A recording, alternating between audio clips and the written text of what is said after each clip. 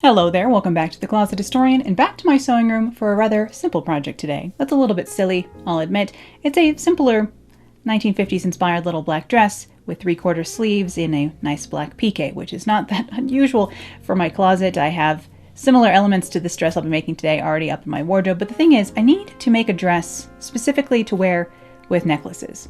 Now really, stay with me, this is just sounding sillier and sillier, but I have a lot of necklaces, vintage costume jewelry necklaces, and sets even, that I don't get to wear that often just because I do usually want to show off my brooch collection, and so I make a lot of high necklined things. So I don't have a lot of things with an open enough neckline to wear necklaces with, and so I'm going to remedy that today by making myself yet another black dress, but this time specifically to wear with necklaces. And I really ended up liking this neckline that I went with today, so let's jump on over to the blue patterning table of doom, and I'll show you what I have in mind. So this is the pattern from earlier this week. I'll put a card up to my how to change a neckline video, but I was playing around with this neckline a little bit in that video in anticipation of making this dress. So for the back, this didn't really want to lay flat, so I think I'm just going to square that off. So the back pattern here, I'm just going to keep the same as I had earlier in the week, and I'm going to extend the shoulder strap of this a little bit towards the neck, about 1/4 inch towards the neck, just so that I can be sure that it's definitely going to cover my bra strap. And this front pattern, although I do quite like it, I think this pique fabric I'll be using today is just too thick to do with the dart up here and finish it with the facing with the same fabric as well, just because it's going to be too many layers of this rather thick fabric. So I'm going to draft a new front pattern for this using the same neckline but with different dart placement, just because I think it'll be too thick with that dart up there in the neckline. I do like that little dart, especially external like that, up into the neckline, but alas, I don't think it will work with this particular fabric. So keeping that in mind and considering the textile for my design choices as well here. So I'm going to extend these regular darts of my standard bodice block here to the apex, and I'm going to go ahead and trace the neckline from the pattern from earlier in the week here, like so, because I do want that same neckline. I did quite like that, but I'm just going to do it with different darts instead.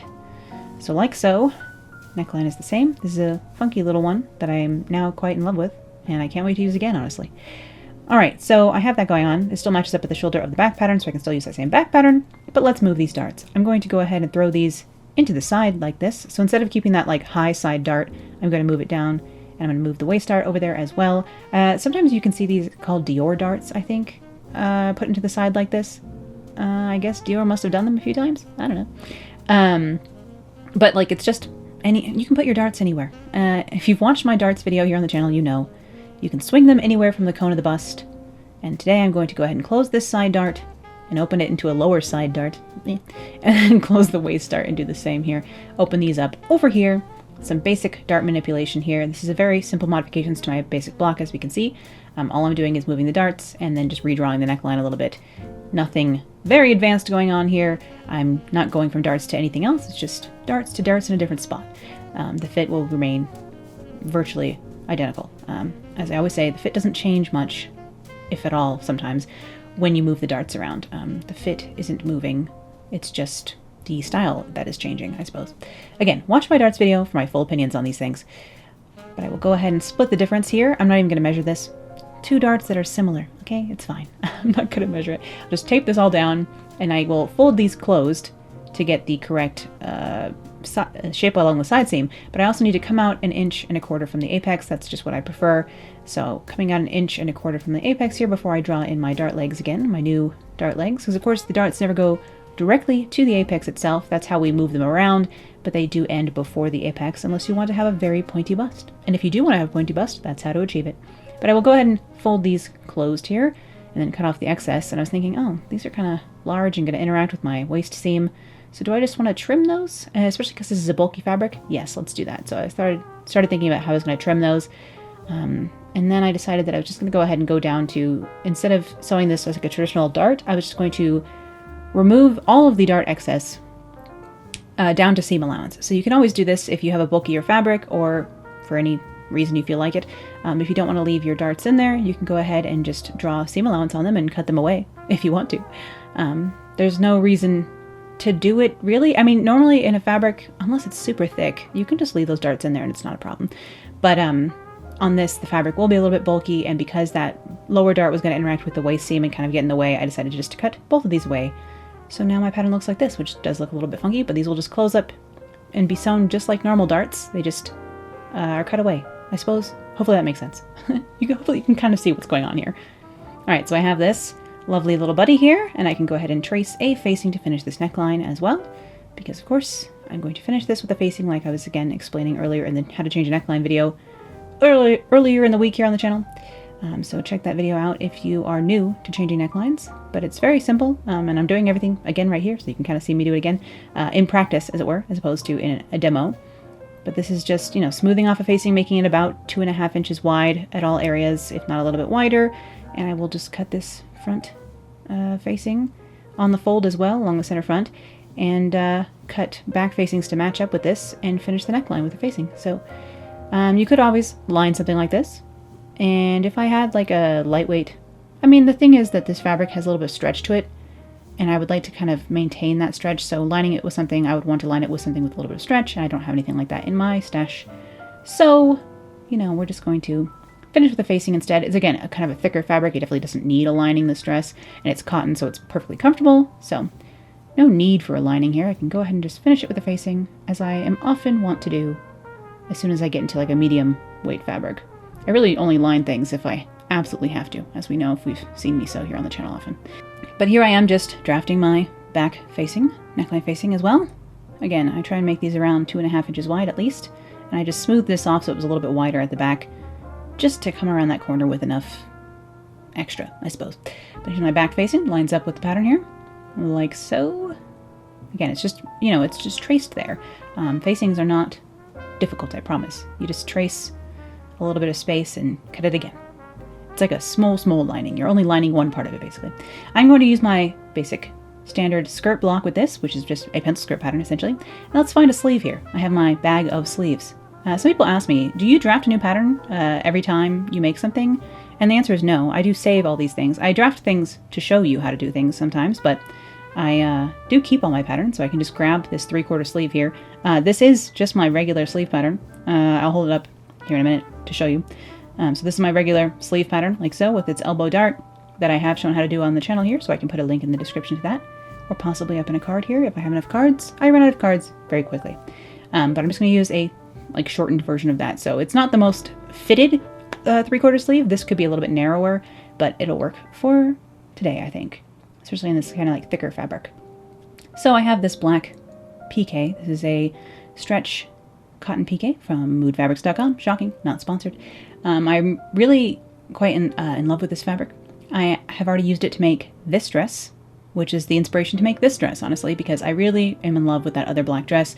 But again, it does have a very high neckline, which can work with collar necklaces, but it's mostly I did that, again, so I can have the maximum amount of space to pin brooches on in case I want to wear more than one brooch at a time, honestly, because sometimes I do. So I wanted basically to have the very same dress, only designed with necklaces in mind instead of brooches in mind. And so this is the exact same fabric from over there on Mood. And this fabric does come in a couple other colors, and I do have a couple of the other colors in my stash. Don't tell anyone. I have the navy blue. I have an like emerald green teal color, or not emerald. It really is mostly like an ocean blue teal. And I'm excited to use that sometime too. Now the only other thing I've done here is I have folded my pencil skirt pattern in 1 inch on the side seams. So you can see I've just narrowed the pencil skirt a tiny bit, and all I did to do so was just from the hip down, I folded my pattern piece in 1 inch at the hem and then like graduated that up. So I just folded a little triangle away from the side seam of my pencil skirt. That way it is narrowed instead of straight down. If you wanted to have like a version of your blocks with the skirt straight and a version with it tapered, you could do that. I always just fold my straight skirt in like this if I want to taper it a little bit. I rarely do this on my skirts, but it is a little bit more of a pin-up-y, sexy thing, having the skirt narrowed, as opposed to, I feel like straight skirts are a little bit more like workwear ready, and tapered are a little bit more date worthy. Not that I have either of those opportunities in my life, because I work from home and I don't know how to date. But, you know, never know. Here are my sleeves. I have to mark the elbow dart on these, so I'm going to go ahead and use colored pencil on the back side of my fabric to do so.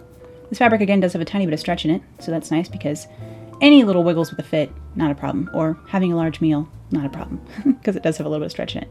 I do always say that I like and prefer, trying to talk, woven fabrics, which this is. It's just woven with a little bit of elastin or spandex in the blend, I suppose. So it's not a knit stretch fabric, it's just a woven fabric that has a little bit of stretch in it. Hopefully that makes sense. Again, I do have a couple of videos about textiles here on the channel that may be a little bit more enlightening, but then again, sometimes I'm just confusing, as we know. So here are my facing pieces. I can go ahead and pin these together along the shoulder seams, and we can get a look at what this neckline is going to look like eventually here. It is kind of this little spiky V-neck situation. It's just a tiny bit Halloween, and we know how I love that. So I'm thinking I'll be using this neckline again in the future. And here are my back pieces with that squared off, a little bit lowered neckline in the back, just again to make sure I have room for any necklace I want to wear. If I have a big bulky necklace that doesn't have like a thin chain behind my neck, I have a couple of big beaded necklaces that have big beads in the back as well, and I wanted to have room to wear whatever necklace I wanted to, because that was the whole idea of this dress, is to finally have a black dress just for necklaces. When you have so many black dresses, as I do, and as we've discussed before, one can never have too many, I suppose, then, you know, you start getting into the specifics of having them to wear just with other things, like necklaces. So, again, I apologize for my strange wardrobe tendencies. Here I'm just poking the end of my dart points on my pattern through with an awl so that I can transfer that over. So I just have this pokey awl tool that I use to poke through my paper here. So I just have the ends of my darts, and then I can just use the seam allowance. Basically, I know that it's 1/2 inch from either side, so I just connect 1/2 inch down to that point on either side using my, again, colored pencil. I went ahead and sharpened this a little bit because they do get dull quickly, especially on a textured fabric like this. They do have special colored pencils or like chalk pencils that are made for doing this kind of thing that will wash out. Again, I never care if there's colored pencil on the inside of my dress. Not a problem for me. If someone wants to be sad in the future about it, that'll be on them. And I won't be around anymore, so it'll be fine. But here's my pink colored pencil dart markings on the inside of my front pattern piece here, and I can go ahead and pin those darts. Again, I'm just pinning this as, you know, normal, essentially. I'm just going to sew the dart, you know, off the end the same way I would always. Again, just that little triangle fabric is missing, but it doesn't change how I sew anything or the way it'll fit at all. It's just cut away because this fabric is bulky. It is a little bit on the thick side. I don't know if I would wear this. I mean, I could wear this dress in the summer. It's cotton. I can throw it. This fabric has been pre-washed, by the way. I threw this in the wash. I washed and dried this fabric, so I can wash and dry the dress if I wish to. I usually pre-wash fabrics so that I can throw them in the washing machine later. Of course, I wash them on like warm, and I dry them on warm, and then hopefully any shrinkage is out of the way. And I will just go ahead and wash this on warm or cold in the future, and then probably hang it to dry. I probably would never I don't throw much in the dryer other than towels and like socks. So, you know, I usually hang all my clothes or like lay them flat to dry depending on how sensitive the fabric is. A lot of the things in my closet that are like rayon or silk and things like that, I will hand wash them and then lay them flat on a towel to dry or whatever. So, you know, try and avoid dry cleaning in my life, but I don't always, because I fall in love with really pretty fabric sometimes that has to be dry clean only, which is a bummer. But here I am just preparing my skirt pieces. Again, these all have lots of darts. There's 2 darts for the bodice back, then there's the 2 darts on each of the skirt pieces for the back here, and then 4 in the front. So there's just a lot of darts. So we're about to see me sew a lot of darts here, but you can see I just transfer the 3 most important parts of the dart here, the dart legs and the dart point, and then I just connect them with my ruler, with my colored pencil. Again, some people like to do really invisible ways of doing this, or things that'll disappear. I just don't mind, you know? You must do what feels right to you, and I shall continue to do what feels right for me. But here I am, sewing darts, starting at the large end of the dart, sewing off the end like so, using about a 12 stitches per inch small stitch length over here on my machine with black thread. This is black Gutermann polyester thread. And then I just tie my ends of my darts shut. If you've seen me sew a dart here on the channel before, you've seen me do this. So I'm just going to re-pin the next dart here because they're too close together to pin them both at once. So I'm pinning the dart off camera here, and then I will sew the next one here on the Singer 99K here at the sewing station. Someone was asking me recently, I was answering comments, trying to keep up with my comments. I'm not doing very well with that lately. Sorry about that. But they asked me if I would ever do like a sewing live stream, and I wouldn't mind doing so, although it would make me very nervous because I am a slightly anxious person. So I feel like that would make me nervous that for some reason I would like, I don't know, fumble with my words even more than I normally do, honestly. But the problem with making a sewing live stream, other than the fact that my computer and my internet probably can't handle it, are that I move the camera around a lot. So I have the camera above the table, I have the camera over here by the machine, and I have the camera above the ironing board. So it would be a lot of moving the camera around. And I think some people live stream from their phone, but again, I have no really way to set that up. So like maybe one day I need like a camera crew to follow me around, you know? But here I am from the other opposite side of the machine here. Again, different angle, same darts, same idea. Sewing from the large end of the dart off the tip of the dart and just like pulling the threads a little bit long and then being able to tie them shut. Now up here on the front of the bodice where that dart fullness again is cut away, I'm doing it the same way. So as if that triangle of fabric was still there, I'm just sewing off the end point of the dart again and tying that shut with several knots. Again, I don't pull too hard on that first knot. I don't want to create any tension down there by the tip of the dart, but I just pull it down like lightly to the edge of the fabric and then throw a couple more knots on top of it, and I've never had one come undone. This is just how I was taught to do it in fashion school. They gave us a couple different options on how to finish our darts, and this was the way I preferred, and still do, several years later. Been out of university for a while now, but that's all right. And for those of you who are newer to my channel, I did go to school or university for apparel design. I went to a couple different colleges or universities to get my degree, but I finished up here in Colorado. And I studied in London a tiny bit, in Paris a tiny bit, and then I did my freshman year of school out in California. So I've studied several different places and been taught different methods, and these are just the ones that I decided to keep for myself, honestly. So I do have like quote-unquote professional training, I guess. But I don't have like couture training. That would be different. Sewing at that level it's on a different level. I am still like kind of a home seamstress despite my university training. They didn't do in fashion degree programs, a lot of fashion degree programs, they don't actually teach high level sewing or tailoring. They teach more like how to work in CAD software and go and work for JCPenney and choose what color basic t-shirt is coming out next season. So it's not really, I mean, it's not always the most, I don't know, couture experience learning to sew in that kind of environment. A lot of people have never sewn before either too, so it's a lot of beginning stuff. So if you want to learn high-level tailoring and couture, you have to be very specific about what programs you go to, what classes you take, and be very self-motivated, I would say.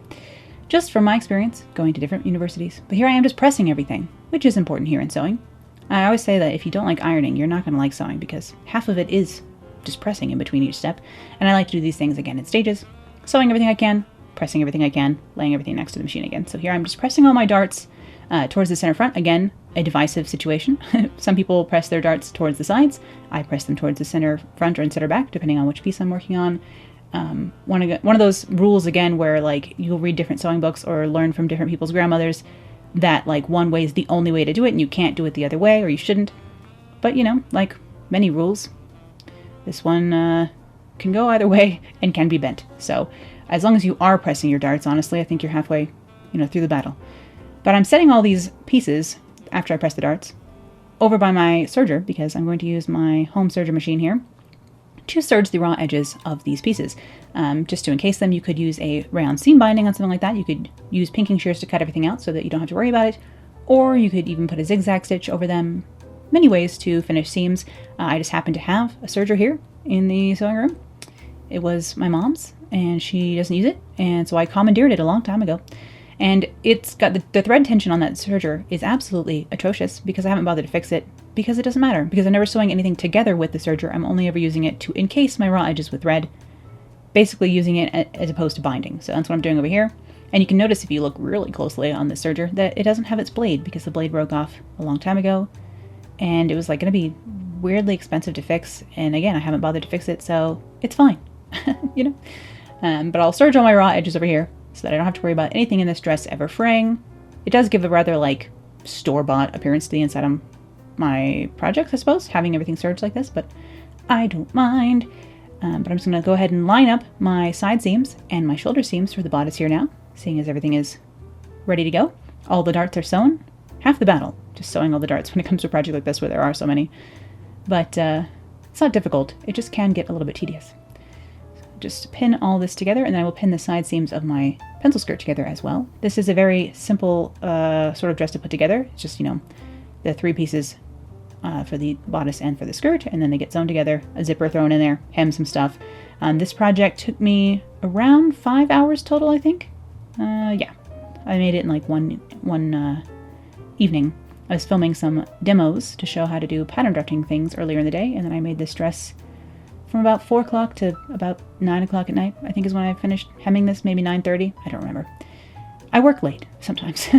I'm no stranger to a 10 or a 12-hour day, but I also start late because I don't go to bed till like 2 a.m. So I sleep better in the morning is what I'm trying to say.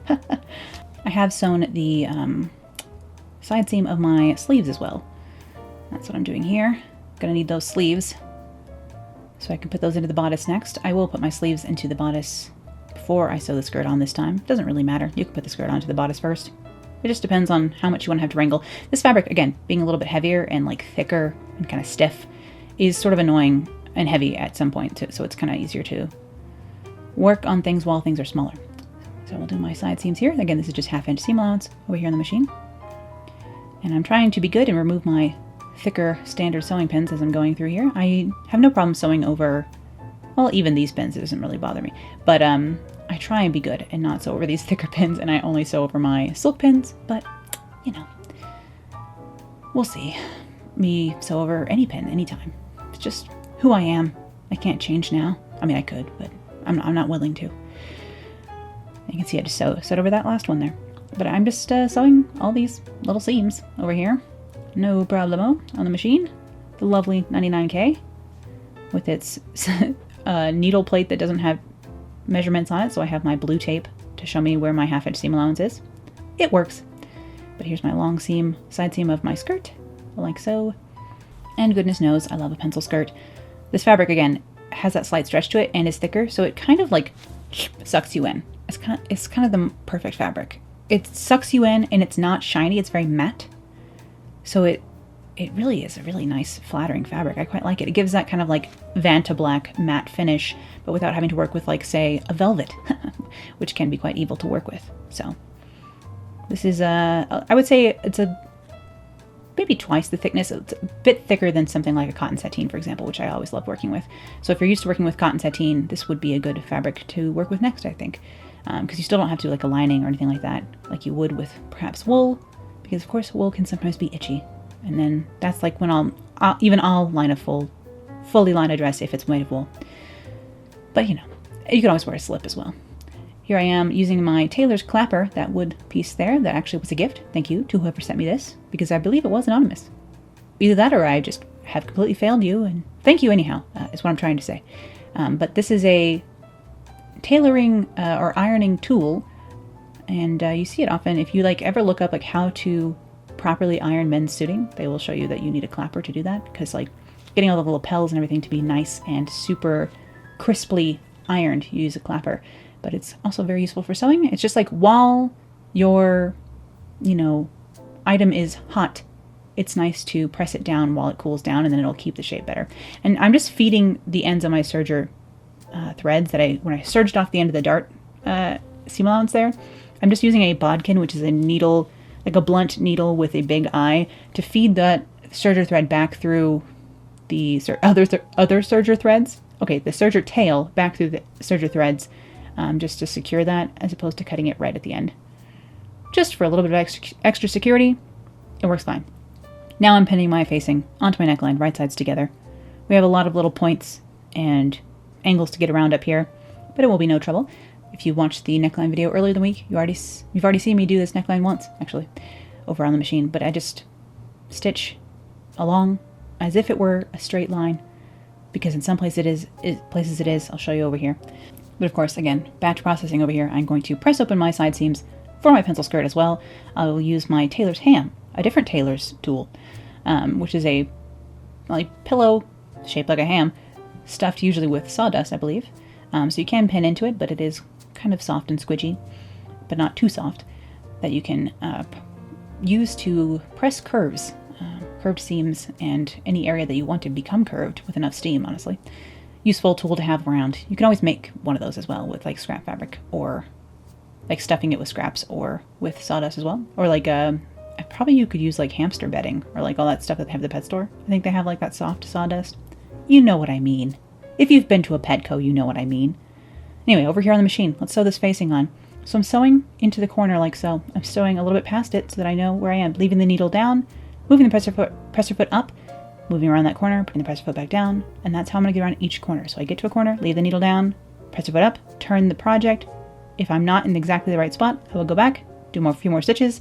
Better to have to do a couple more stitches than to go too far, I always say, in life. And here at the V, it is kind of extra hard to tell what the heck is going on. But just keeping that half-inch seam allowance here and trying to stitch a nice all-in-one, like, seam all around this. So going along the straight bits is the easier part, and then down into the corners, leave the needle down, turn the project, press your foot back down, keep going. Like so. Back stitching at the end, of course, and the start. Anyway, I'm going to go ahead and clip my corners now. So I need to clip into these corners. Of course, don't clip through your stitching, but clip close. And then where there are corners poking out, I will have to clip those away.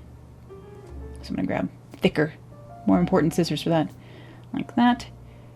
There we go. Clip those corners off. That way I can turn them right side out and they will lay nice and smooth. But before I do that, I'm going to try and put in as much understitching as I can. Of course, this neckline is bendy and strange, so I can't put understitching everywhere just because I can't maneuver the machine in there.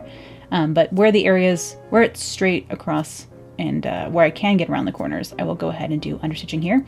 This is just stitching the seam allowance. Underneath here, I have the seam allowance all the way towards the right-hand side. So I'm stitching the seam allowance to the facing, and that will help it stay curled under when I have pressed this facing into place around the neckline. It just helps it not roll around and stay nice and crisp around the neckline itself. And I'm going to really squeeze in here and do this along the center front V area, which is not the easiest thing here. And you don't have to do understitching if you don't want to, but because this is a thicker fabric, I want to throw at least a little bit in here so it would hopefully stay nice. All right, so now that my facing is understitched and everything is clipped that needs to be clipped, I can poke my little corners of this funny neckline through like so and give that a good press. Give that some steam. Since we have cotton here, we can steam away, honestly. I'm going to go ahead and just really maneuver this neckline into place where it needs to be. I will go ahead and tack this down along the shoulder seams as well, because there's that like little bit of seam allowance over here at the shoulder, so I can tack this down along the shoulder seam as well, invisibly, so that nothing shows on the outside. So I'll put a pin here, but I'll just tack that down later with a couple of stitches. I never remember to show that kind of thing, because usually by the end, I'm like, I'm done with this. I'm ready to try it on, mark the hem, and in this case, go to bed, honestly. But here I am, just pressing this neckline into place. That understitching is pretty much invisible here because it's black thread on black textured fabric, so you cannot see it, but I promise it's there. And this is my neckline for necklaces, all in place. So now I can go ahead and set my sleeves in. So again, I put a line of gathering stitching along the top of my sleeve caps. That's not to have gathered sleeve caps, it's just to gather it a tiny bit so that the sleeve cap usually has, a sleeve is usually bigger than the armhole opening.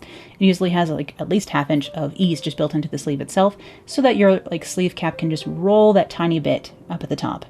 And so I'm easing this into the armhole. I pin the underarms first. Of course, it's important to make sure you have your right sleeve in the right opening and your left sleeve in the left opening. That is a little bit easier with this kind of sleeve pattern where it has an elbow dart, because the elbow dart goes on the back, which kind of helps you.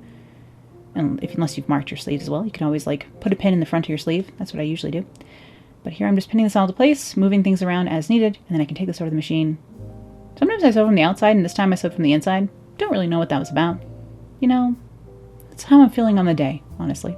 But you can see I'm using my fine silk pins here. These are glass-headed, lightweight pins that bend quite easily. But I will sew over these ones, no problem, because if the needle were to hit a pin like this, the pin would just bend and everything would be fine. Usually if the needle, which doesn't happen to me often, but if the needle does hit a pin like this, the needle doesn't even break because these pins are so fine. So it's not really bad. I mean, best practice, wear some safety goggles if you're going to do this, but yeah, I don't. But that's my first sleeve in there. You can see just what I mean. It's like, it's not like it's gathered at all. It's just rolls over the edge, that sleeve there. And the nice thing about, again, a slightly stretched fabric is that, like, if for some reason, you know, one side doesn't exactly want to fit, you can kind of just pull it and maneuver it into place because it's stretchy. That's nice. But here I am sewing the waist of the bodice to the waist of the skirt, right sides together. So I'm going to pin all that in place. Again, I pin the side seams, match those up on the skirt and bodice first, and then pin everything else.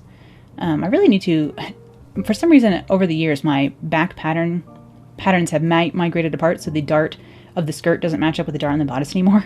And I don't know how that happened to me, but I need to fix it on my card. but I just haven't gotten around to it. And if anyone's ever like, your darts don't match up in the back, then I'm not going to talk to them anymore, you know? Listen, if you want to be that pedantic, get out. I'm not a couturier. I'm just making stuff for me, you know? Back here on the machine, sewing that with 1/2 inch seam allowance. This is where things start getting a bit unwieldy, again, because this project is kind of heavy and stiff. But that's all right. And because it is on the heavier side, I'm really trying to use that clapper, or my arm, to hold this quite flat while it's cooling from the iron, just so that things can be as smooth as possible. But now that my dress is together, I can put my zipper in. I like to stitch the area below where the zipper will be together first. I'm going to go ahead and put 1 inch seam allowance on this because that's what my skirt pattern has. So I'm going to stitch that with 1 inch seam allowance. Press this open. You can see I left a slit at the bottom there. That's about 6 or 7 inches open, just to make walking easier. And then the rest of the seam allowance I will pin, or iron and pin aside, so that I have this like smooth pressed opening from where my zipper will go in. But I've just used my hem gauge to do that, like so. And then I can go ahead and start putting my zipper into that opening. So basically I have this opening in the dress here.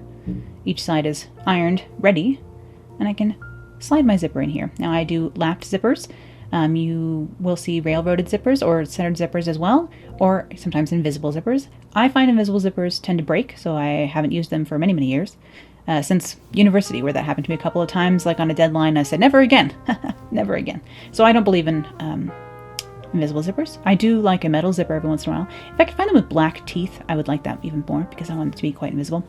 But where a lapped zipper, you sew the first side down here very close to the zipper teeth, and then the other side overlaps the rest of it and covers the zipper. So that's just how I prefer to do mine, and this is how I do it. If you've seen my channel before, or me make anything before, this is just how I always do it. And this first side will crawl a little bit, so you can see as I pull pins out, I have a little bit of extra. So when I pin the zipper in, I just anticipate that it will inch up about 1 inch. Hopefully that makes sense. If you've done one this way, you probably will. At the end, I leave the needle down, lift the presser foot up, move the zipper foot, and then stitch the rest of it, by the way. Sometimes you just gotta leave the needle down, pick up the presser foot, move things around, and then put the presser foot back down and keep going. Now I can overlap that other side like I was talking about here. So can I do that? I'm gonna pin the waist first just to make sure that seam at the waist matches up. And then again, this does have a little bit of stretch in it, so if anything's not fitting perfectly, I can coax it into place and make it so. And again, these are those fine silk pins that are quite bent in my life that I'm using to do this, because I will sew over them in a moment. Just how I like to do it. But I'll pin all the way along here, come back over on the machine. This is a zipper foot for this 99K, but there are many different types of zipper foots out there. Zipper feets, zipper foot. And then I will just go ahead and basically, you have to move to the other side of the zipper foot here, the needle. And then I just ride that zipper foot along the ridge of the zipper that I can feel through the fabric. So I'm got that zipper foot riding right alongside the zipper underneath the fabric. I can do that by feel, even though I can't really see what's happening. You can't really see what's happening, so you have to hope for the best. And so that this side doesn't crawl, I do leave all these pins in. Like so. Ooh. The most important part right there is making sure that things line up at the waist and then line up at the top, of course. But I will go ahead and stitch this lapped zipper in here. And yes, another black dress, I know. I have a couple more planned. I have a black dress with a orange sash that I kind of want to make, but probably not till October, when a Halloween project like that would be a good idea. And then I have a really nice black rayon twill in my stash that I want to make a dress that was in one of the Butterick pattern magazines I got over the Christmas period. There's a design in there that I really like that I think I want to make out of a black rayon twill. So we'll see. We'll see what happens with other black dresses this year. How many black dresses do I make a year? At least 2 or 3 every year. I love a black dress. They're the best. Can't be helping that. All right, I folded my facing down on the inside. I will just tack that down. Of course, I need to hem my sleeves and my dress, and then it will be finished. This, I kind of turned the corners in a bit of a weird way, just because, again, this fabric is going to be kind of bulky. And I didn't turn this twice for the hem, because, again, kind of bulky. So I just turned it up once. Once again, if you're examining my hem, and that's what you want to talk about, that's silly, okay? Don't be examining my hems. But again, I am actually extremely happy with how this dress came out. I am fallen in love with this neckline, so I think I'll be using it again in short order. It is a little bit similar to some Thierry Mugler jackets I've seen, and that's probably why I fell in love.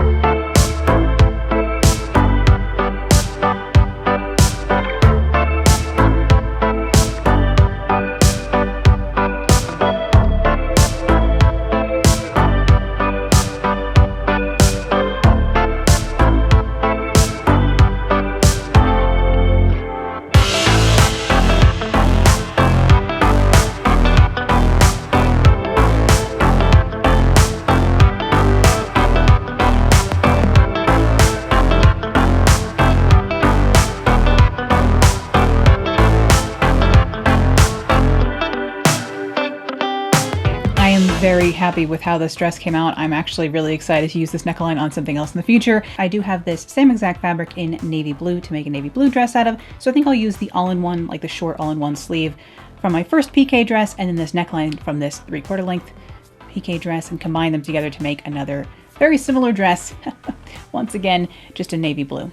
I hope you enjoyed this project today, even if it was on the simpler side again. I'd like to try and alternate between kind of more complex or like drafting intense projects and something more simple like this one. I prefer to make things like this with a quick turnaround for myself, just because I like to have an idea and be wearing it the next day if I can, even though of course I'm not allowed to wear anything out and about right now, but maybe one day. Thank you as always for watching today, and I'll be back here with more vintage fashion, sewing, costuming, and crafting real soon, and I'll see you all then. Bye.